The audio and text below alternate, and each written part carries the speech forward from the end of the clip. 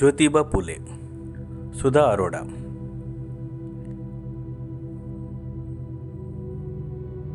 यह अप्रत्याशित नहीं है कि भारत के सामाजिक विकास और बदलाव के आंदोलन में जिन 5 समाज सुधारकों के नाम लिए जाते हैं उनमें महात्मा ज्योतिबा फुले के नाम का शुमार नहीं है।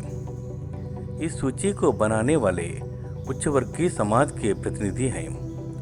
ज्योतिबा फुले ब्राह्मण वर्चस्व और सामाजिक मूल्यों को कायम रखने वाली शिक्षा और सुधार के समर्थक नहीं थे। उन्होंने पूंजीवादी और पुरोहितवादी मानसिकता पर हल्ला बोल दिया। उनके द्वारा स्थापित सत्य शोधक समाज और उनका क्रांतिकारी साहित्य इसका प्रमाण है। जब ब्राह्मणों ने कहा विद्या शूद्रों के घर चली गई तो फुले ने तत्काल उत्तर दिया, सच का सवेरा होते ही वे डूब गए। विद्या शूद्रों के घर चली गई, भूदेव माने ब्राह्मण शर्म गए। महात्मा ज्योतिबा फुले ने वर्ण जाति और वर्ग व्यवस्था में निहित शोषण प्रक्रिया को एक दूसरे का पूरक बताया। उनका कहना था कि राजसत्ता और ब्राह्मण आधिपत्य के तहत धर्मवादी सत्ता आपस में सांठ-गांठ कर इस समाज व्यवस्था और मशीनरी का उपयोग करती है। उनका कहना था कि इस शोषण व्यवस्था के खिलाफ दलितों के अलावा स्त्रियों को भी आंदोलन करना चाहिए। महात्मा ज्योतिबा फुले के मौलिक विचार गुलामगिरी, सेतकर यांचा आसूड, सार्वजनिक सत्यधर्म आदि पुस्तकों में संग्रहित की। उनके विचार अपने समय से बहुत आगे थे। आदर्श परिवार के बारे में उनकी अवधारणा है, जिस परिवार में पिता बौद्ध, माता ईसाई, बेटी मुसलमान और बेटा सत्यधर्मी हो, वो परिवार एक आदर्श परिवार है। आधुनिक शिक्षा के बारे में फुले कहते हैं, यदि आधुनिक शिक्षा का लाभ सिर्फ उच्च वर्ग को ही मिलता है तो उसमें शूद्रों का क्या स्थान रहेगा। गरीबों से कर जमा करना और उसे उच्च वर्गीय लोगों के बच्चों की शिक्षा पर खर्च करना, किसे चाहिए ऐसी शिक्षा। स्वाभाविक है कि विकसित वर्ग का प्रतिनिधित्व करने वाले और सर्वांगीण समाज सुधार ना चाहने वाले तथाकथित संभ्रांत समीक्षकों ने महात्मा फुले को समाज सुधारकों की सूची में कोई स्थान नहीं दिया। यह ब्राह्मण मानसिकता की असलियत का भी पर्दाफाश करता है। 1883 में ज्योतिबा फुले अपने बहुचर्चित ग्रंथ सेतकर यांचा आसूड के उपोद्घात में लिखते हैं, विद्या बिना मत गई, मत बिना नीति गई, नीति बिना गति गई, गति बिना वित्त गया, वित्त बिना शूद्र गया। इतने अनर्थ एक अविद्या ने किए। महात्मा ज्योतिबा फुले ने लिखा है, स्त्री शिक्षा के दरवाजे पुरुषों ने इसलिए बंद कर रखे हैं कि वह मानवीय अधिकारों को समझ ना पाए। जैसी स्वतंत्रता पुरुष लेता है वैसी ही स्वतंत्रता स्त्री ले तो पुरुषों के लिए अलग नियम और स्त्रियों के लिए अलग नियम यह पक्षपात है। ज्योतिबा ने स्त्री समानता को प्रतिष्ठित करने वाली नई विवाह विधि की रचना की। पूरी विवाह विधि से उन्होंने ब्राह्मण का स्थान ही हटा दिया। उन्होंने नए मंगलाष्टक तैयार किए, विवाह के अवसर पर पढ़े जाने वाले मंत्र।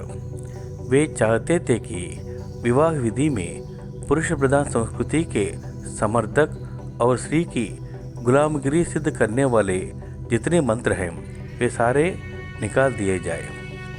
उनके स्थान पर ऐसे मंत्र हो जिन्हें वर वधू आसानी से समझ सके। ज्योतिबा ने जिन मंगलाष्टकों की रचना की उनमें वधू वर से कहती हैं, स्वतंत्रता का अनुभव हम स्त्रियों को है ही नहीं। इस बात की आज शपथ लो कि स्त्री को उसका अधिकार दोगे और उसे अपनी स्वतंत्रता का अनुभव करने दोगे।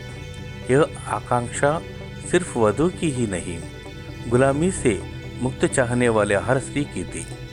स्त्री के अधिकारों और स्वतंत्रता के लिए ज्योतिबा फुले ने हर संभव प्रयत्न किए।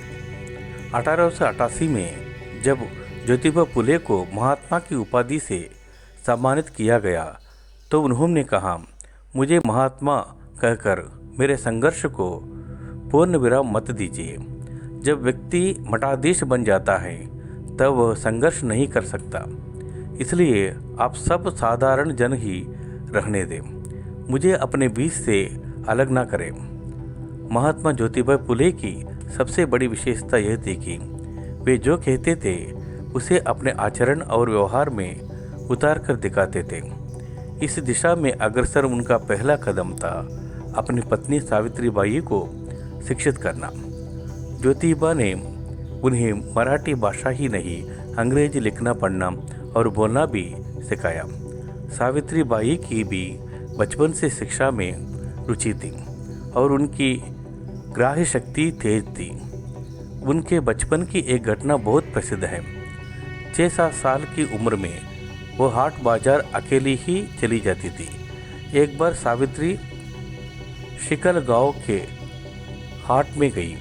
वहाँ कुछ खरीद कर खाते खाते उसने देखा कि एक पेड़ के नीचे कुछ मिशनरी स्त्रियां और पुरुष गा रहे थे।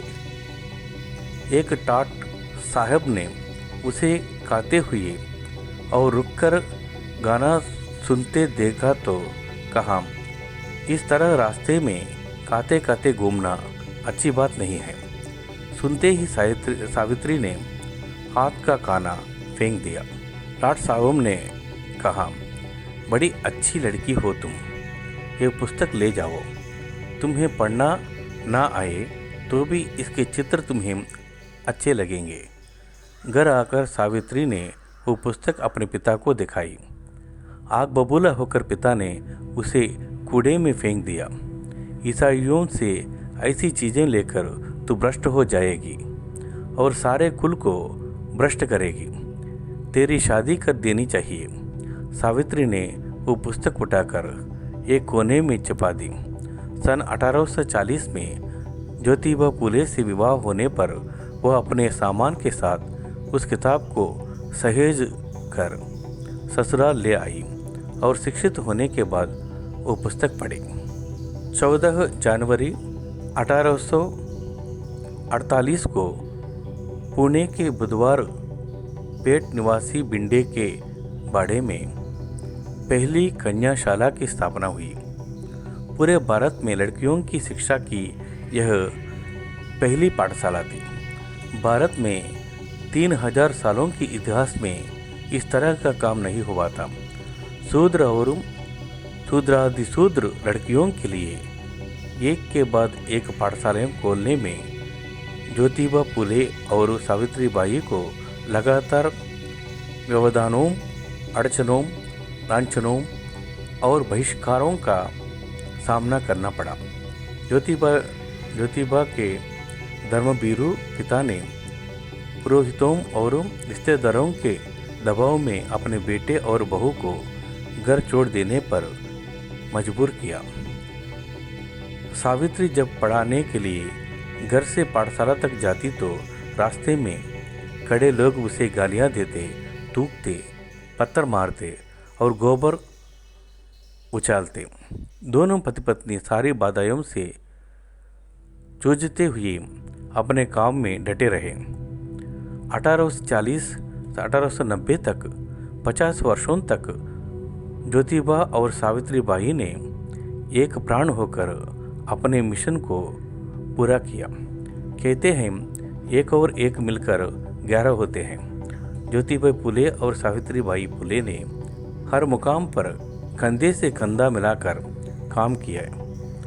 मिशनरी महिलाओं की तरह किसानों और अछूतों की झुग्गी झोंपड़ी में जाकर लड़कियों को पाठशाला भेजने का आग्रह करना या बाल्य हत्या प्रतिबंधक गृह में अनाथ बच्चों और विधवाओं के लिए दरवाजे खोल देना और उनके नवजात बच्चों की देखभाल करना या महार, चमार और मांग जाति के लोगों की एक घूंट पानी पीकर प्यास बुझाने की तकलीफ देखकर अपने घर के पानी का हौद सभी जातियों के लिए खोल देना। हर काम पति पत्नी ने डंके की चोट पर किया और कुरीतियों, अंधश्रद्धा और पारंपरिक अनीतिपूर्ण रूढ़ियों को ध्वस्त कर दलितों, शोषितों के हक में खड़े हुए। आज के प्रतिस्पर्धात्मक समय में जब प्रबुद्ध वर्ग के प्रतिष्ठित जाने माने दंपति साथ रहने के कई वर्षों के बाद अलग होते ही एक दूसरे को संपूर्णतः नष्टभ्रष्ट करने और एक दूसरे की जड़ें खोदने पर आमदा हो जाते, महात्मा ज्योतिबा फूले और सावित्रीबाई फूले का एक दूसरे के प्रति और एक लक्ष्य के प्रति समर्पित जीवन एक आदर्श दंपति की मिसाल बनकर चमकता है।